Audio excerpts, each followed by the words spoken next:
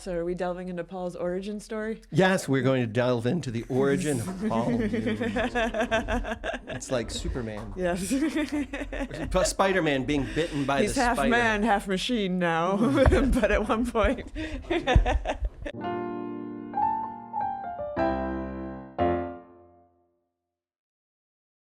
Right, from the top. From the top of the morning. We are here today with Paul Nunes. Welcome to 6 Minute Increments, Paul, where we talk about legal topics and how they relate to business. It's great to have you here. Wait, this isn't a sports show? It's not a sports What? show. Yeah. We were talking about golf, though. We were talking Not about a big golf. fan of golf, though, I know you are. No, I am a fan of golf. To watch other people play. No, I play as well. Okay. I play as well. I just don't play a lot. And We I'm won't not talk good about at your it. baseball fan teams. We won't do that. That won't be there. Everyone in America should know I'm a Red Sox fan. And everybody We can- should we know can declare. I'm a Yankees fan. But we can still sit at a table because we Isn't are that it? civilized human beings. Isn't that it? It is. Well, welcome. We appreciate you being here. You know, I think it would be great if you could take a moment and explain, because your practice, if people go look you up, as we were talking about, is wide and varied. It How is- would you describe your practice? Let me think. Wide and varied. There you go. But one of the corners of my practice has focused on trademarks. Now, well, I don't know if that's the pivot point I want to make right now, but my practice covers, my gosh, insurance law, personal injury, insurance defense, trust and estates litigation. My practice has followed my clients' needs. Many banks for clients, many insurance companies for clients, some farmers. Yep. It's been varied, and I feel like a surfer who catches the good waves, and the good waves have brought me an interesting career and path in the law. I But think one of the things that's interesting about your path that is different than a lot of people today is I see that while you have done litigation, you also do counseling, the non-litigation side of not just going to court. I mean, over the years, have you seen that your style of practice has decreased or increased or stayed the same? I mean, do you see that people want to specialize more? Where have you seen the changes in the time that you've been practicing? Well, it's all been in technology. Okay. That's what I think. I think there'll always be a need for attorneys to give close counseling to their business. Their business is often a part of their personal lives, Mm-hmm. and they will freely admit it. A business person is going to say, this is me. This is what I do. And then dare I say, this is what I love to do. So when you're giving advice in a business context, you have to be mindful that you're in their personal space and give a little more than average attention to what's going on there. So business issues can be very complex. Now, you're one of the people, though, on our show, we have not had as many actual litigation attorneys to this point in time. Really? Really? I mean, a few. Well, that may be good judgment on your part. Well, it could be. I mean, from your perspective, what is the most interesting part for you, having been in court and participated in litigation proceedings for years? You actually have a part of your practice that includes mediation, where you've sat That's right. in between. Yeah. I mean, I've got a describe a little couple bit about scheduled. that. What motivated you to go do all of this? I mean, litigation? Litigation. I'm just tempted to give you the cocktail party answer, but look, I think inherently I'm a teacher. I should have been a junior high school or a high school teacher. I love informing small groups of people about almost anything. If I have a little bit of knowledge, I like sharing it. My sisters are teachers. My mom was a teacher. It's kind of in the blood. And I think as litigators, as kind of the teachers of the profession, we stand up there and we can educate a jury, we can educate a judge, Educate your clients. educate our clients, and try to explain. Which do you think is the easiest of those three? The judge, the jury, or the clients? Oh, they're all difficult. And they all present unique challenges. But the one thing I've learned, because I, as not conspicuous on my resume online, is that I'm also a presenter at early childhood education conferences, and have been the keynote many times. I've been in well over 20 states across the country as a keynote or a featured presenter on certain educational topics relating to music. It's important to speak in a measured voice, in a vocabulary that people can understand. So I speak to CEOs, judges, opposing counsel, and clients, the same voice and sometimes the same vocabulary that I would use to a 7-year-old. And I keep it simple. And the KISS method. Yeah, the KISS method. And by doing that, you can educate. You can bring people to your point of view if you do it slowly and carefully. If you try to dazzle them with your fantastic vocabulary, if you try to flash them with a fancy suit and spit shine boots, that's all the shine and dazzle, the pop and fizz. I try to keep it really in the frame. Let's go sentence by sentence, and let's take our problem and fix it. Or to a judge, here's the issue. Let's understand it, and this is the right path to go, Your Honor. I have a question. Yeah. So, like you, I've worked on transactional work and litigation work, and I find litigation to be toxic in many regards. Yes. I'm good at it, brings out my worst side, and sort of feeds into the negative beast, if you will. Do you find that? Do you find that it's and litigators are some of the most stressed, depressed, obnoxious, right, aggressive, toxic, needing therapy? Absolutely. Yes. Keep going. Absolutely. So It is a do you different, find difficult that, field. and how do you manage it? How do I manage it? I'll say, Beth, and we've worked for many, many years Yes. together, and the folks who are tuning into this should know that Beth Cordello is one of the best. She's just a terrific litigator, and I have Thank an you. abiding respect for her work. The answer to your question, yeah, it's a rough fighting pit Right. to be thrown into. There's a certain amount of zen. Yeah. You've got to be very comfortable in your own skin. I've had people threaten to throw me out the window, do physical harm to me. And I just look them dead eye and say, well, isn't that special? I have come back at certain people, you do that again, you say that again. And not only is our conversation over, but I'm reporting you, I don't have to bring on the drama. Right. But the folks who try to intimidate you physically or vocally are desperate. They don't have the facts. They don't have the law. And so they think they're going to get their way by raising their voice,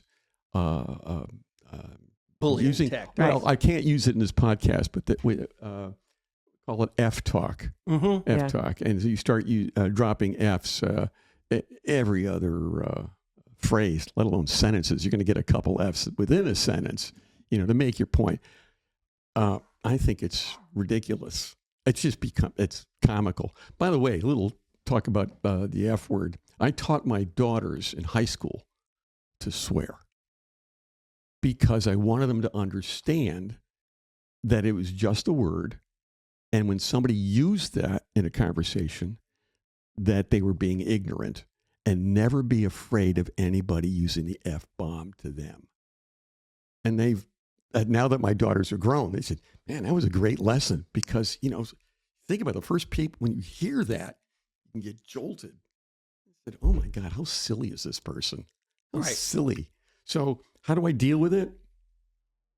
It's like, remember that 7-year-old? Mm-hmm. It's like that 7-year-old having a tantrum in the middle of Wegmans. You let him scream it out on the floor. Go ahead. Right. Yeah, everyone's paying attention to you right now, but you're still not going to get the candy bar. Right. No. No. Now, do you Go feel ahead. that from your, I mean, you have a lot of hobbies in the background there. You're musically inclined, to say the least. Yeah. Have you found, and I think part of this is to also help people understand that lawyers are humans. I think sometimes people forget that. Good point. What, and that we're supposed to know everything instantaneously and have all the answers. You know, have you found for you that that musical background has been a release, one of those things that, because you've incorporated that into your legal practice as well, but at the same time, it's all, I have a lot of those types of hobbies to separate from the practice side to life. Well, I've had a difficult relationship with music over the years. That's the truth of it, and that goes. Maybe this is not this is supposed to be a legal podcast. Well, it's about making sure that people understand that lawyers have many sides, and that there's a business side and a personal side. Yeah, well, it has served me well as a great release. No doubt about that. I find the practice of law very, very satisfying, very, very rewarding. But there's and I can't say just the creative side that comes out in music. I think I'm a very creative lawyer, and I think that is a skill that has proved to me to be very valuable, to be able to think outside the box, to come up with things that are not in the textbooks, that are not in the CLE course that you took last week, or the article that you read. No, it's like, okay, how do we improvise? And if you play the kind of music I do, which is, a little bit of jazz, rock, roots, Americana, there's a lot of improvisation within the structures. You get the middle 8 or the middle 12, okay, fill it. What are you going to do with that? All right. Being able to take that mindset to litigation or any case and let your analysis just kind of flow in the form, it has brought some really terrific results. And, it's great to hear a client appreciate your work and say, well, what made you come up with that? Where did you think of that? And I said, well, I just thought of it. Now, one key about improvisation is that there are a lot of not so great ideas. There's those notes aren't going to work in this structure. But you got to think of them and then pick them out. Pick out the good ones. Right. So you let your mind go and then find those ideas that will work in this case to solve the problem. And that has served me very, very well. One of the things that we always do like to talk about, shifting back to the other side, the business side, I guess, is also the business of practicing law. A big challenge I think that lawyers have is discussing with their clients billing and actually getting up front. He looks surprised, but it's true, Paul. Yeah. I know you're not, but you would be surprised. Clients concerned about billing. Yeah. Yeah. Well, from your perspective, and how have you talked to or worked with clients, or what things would you say to somebody who's watching today and trying to understand the inner workings of the legal profession? How do we talk to them about their bills? What's the pressures that you've experienced with billing and working through those arrangements with clients?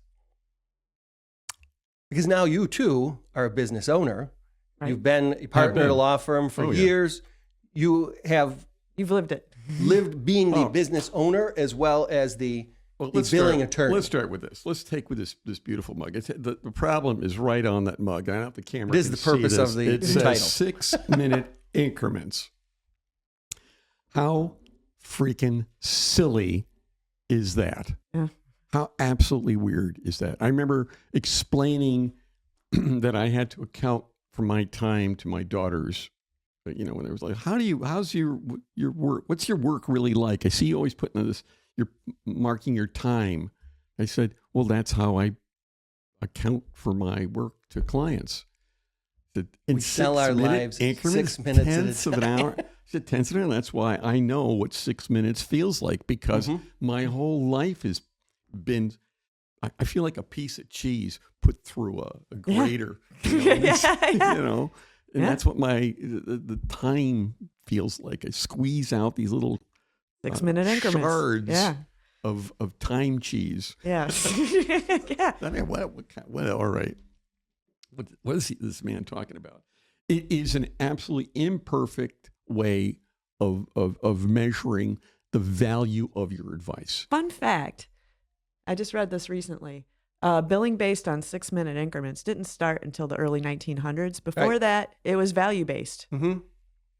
Alt fee structures. The clients didn't like that though either, because they felt that we were all using forms, because that was the rise of the form Bloomberg, type of document. Rise of Bloomberg. The old Mr. Bloomberg. Bloomberg. Yep. Yeah. But then in the early 1900s, it went to this. It was sort of, though, a request, in my opinion, from the clients that they wanted this time-based billing, but that's also what led to the creation of quote-unquote big law, like the major multinational practices, in particular all that securities work thing that drove a lot of hours, and you could put a lot of people on files. And now, today, the clients, to some degree, I see are vacillating between wanting still the hours or some sort of flat rate, but that's becoming the difficult thing, I guess. Changes afoot again. Yeah. Yeah. We're not going to resolve that debate. Not in 6 minutes? Not in 6 minutes. No. There's value to the 6 minute billing platform for some clients, and they see that that's the way to go, and that's what they want. They want to be charged for more than that. And then there's value in the project-based means of billing. And then you're not paying attention to how much time, you're just going to get this. The plaintiff's side of the work, and I do some plaintiff's work, particularly in foodborne illness cases. That's been my focus for 20 years now. I'm not keeping track of my time. I'm just doing the work. And the fee will just be the fee when I'm done. Right. That is not the case for a lot of corporate clients. They say, how much time did you spend doing this? Now, little do they understand, well, maybe they do understand, that, not every 6 minutes is as valuable as the next. Right. In one 6 minute interval, I may have like, oh man, bang, inspired thought and analysis and clarity that is a really valuable 6 minutes. The other 6 minutes, I'm checking the index of a treatise to determine where I'm going to find some information or a decision on a particular arcane piece of law, and it's deadly dull, and it's a dead end. It went nowhere. Right. That's the part too, I think the clients don't always understand when they look at their bills, what went into it. I remember a former colleague of yours and somebody that I worked with, he had always described keeping time was much more art than science. It is the kind of thing that you're going to do work in January. That bill will go out usually sometime in February, hoping to be paid in March, and they have to be able to read that and see value for what you did back in January. The best description I've heard of this is you have to picture the person in a restaurant. They've ordered a meal. They have no idea how that meal was prepared, the temperature.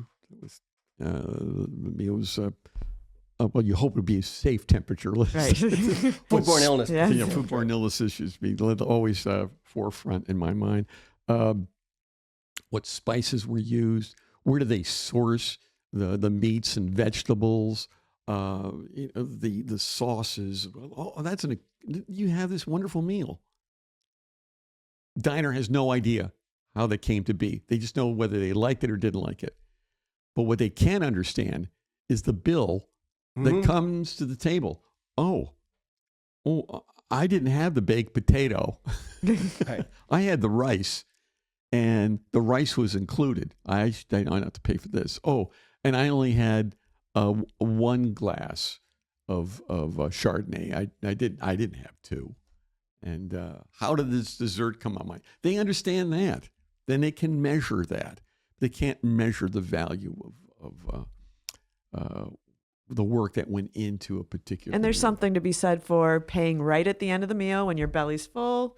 You understand? Versus, this is why restaurants don't invoice you a month later for the meal that you had. Because then you're like, it wasn't that great. Yeah. I don't need to pay for that.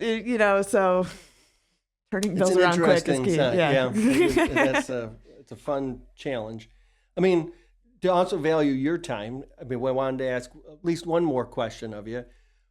As a business owner, being in the business of the practice of law, and you talked about the different fees, what have you seen, or what are your thoughts about, A, the profession, where it's heading, and then 2, your personal experience having that mixture of billing types as it relates to your business partners? How well do they always understand your practice versus theirs? As I say in our partnership, that's a lot to unpack in that question. You give me a little piece of that question. Break off a little bit of that. For instance, one side, for me to eat I here. do think that we're not all selling the same widget. Correct. So some of our practices, if you are in a trust and estates practice, that is a different kind of time frame to payment than a litigation practice where you're going to have it's a contingency, it's a class case, class case. It could be years before you see money. That's exactly right. I think clients like to see you have skin in the game. Yeah. I think the more satisfactory relationships are combination billing formats where there's a rate for the time you put in, but then if you win, you get a kicker. So if it's flat rate, and look, I don't care if I win, lose, or draw, you got to pay this rate. That is a tough model for some clients to accept, because your credibility, they always want to say, they're in it for the money. They're in it for the money, and they don't care how much time they spend because they're going to get paid no matter what. But I want to win. I want to know I'm going to win. Okay, well then I will take less on the hourly rate, because I'm not going to be completely do Assuming all the this risk. on the IFCOM. I take plaintiffs' cases like that. I will say, you don't know, there's no fee unless we win. But if we win, it's going to be this percentage of the recovery. In a business setting, you don't see. I've seen a mix of it. And I'm willing to accept that contingency. Okay, we'll do a rate for this, but if we hit, there's a. Well, on that though, how do you find that your business partners over the years within your firm? Oh, I mean, my have partners tolerated in the firm? that amount of negotiation with your own client base. I know a lot of firms, and I have a lot of friends and colleagues, when they want to have that kind of individualized billing structure, the firm itself might say, no, we don't want to participate in that person taking the risk. Have you ever experienced that? Yes.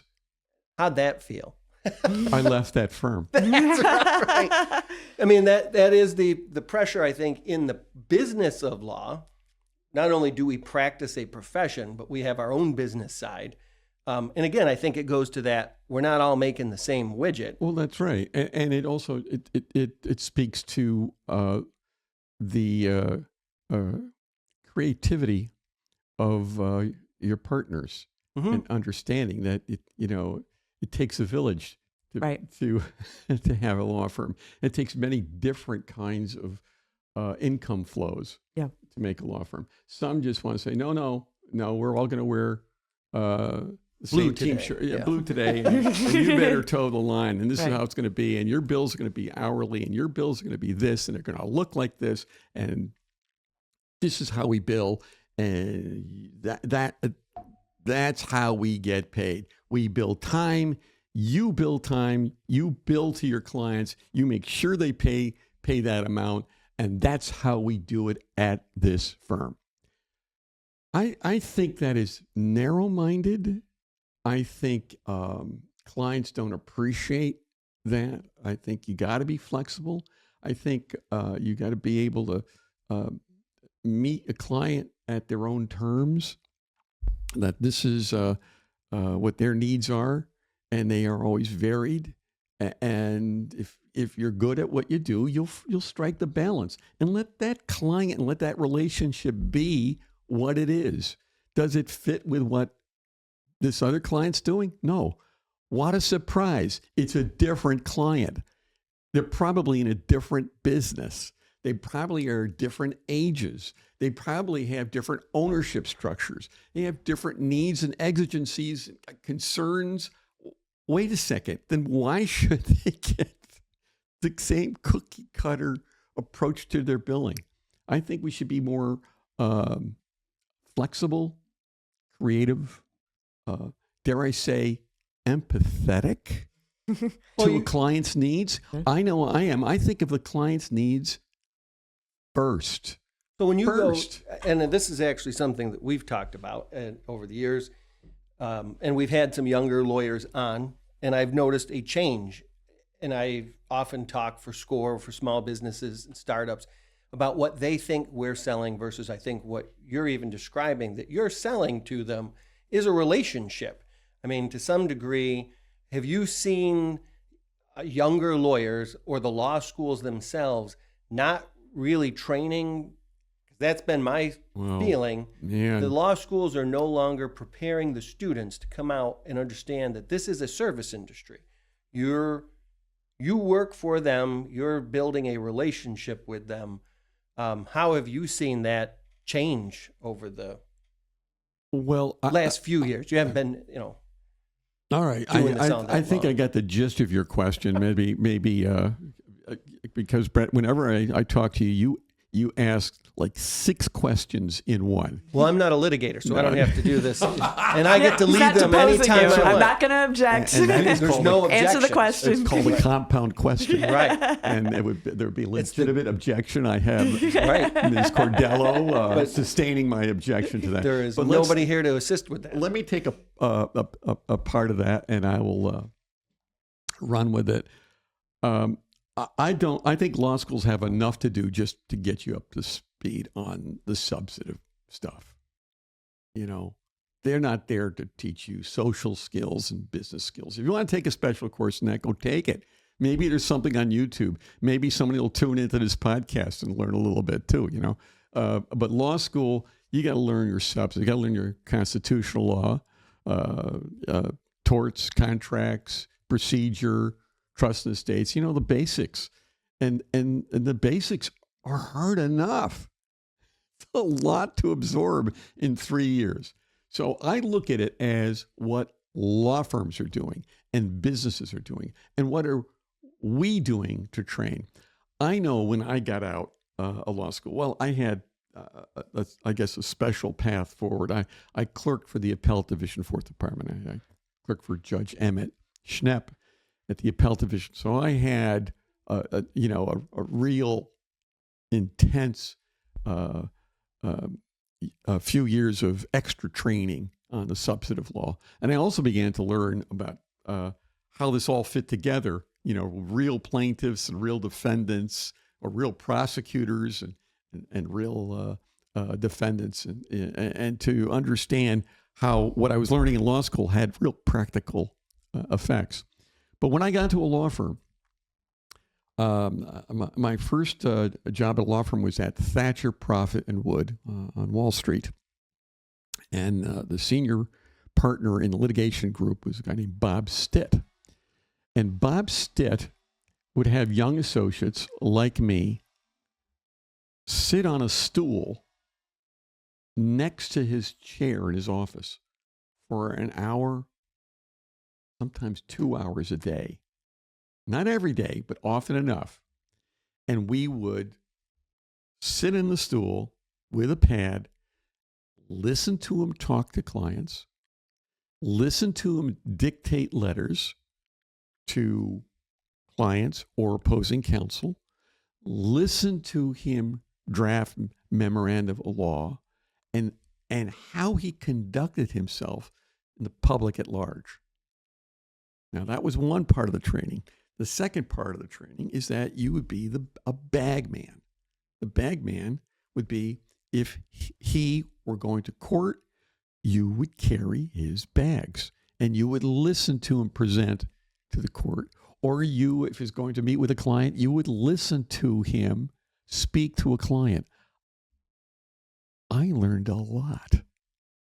I thought it was, at the time, I ain't gonna lie, I thought it was a complete waste of time, and it kept me from billing 6-minute increments right. of time for clients that would be chargeable, that I could, not only the firm would get paid, but then I would get paid for that effort.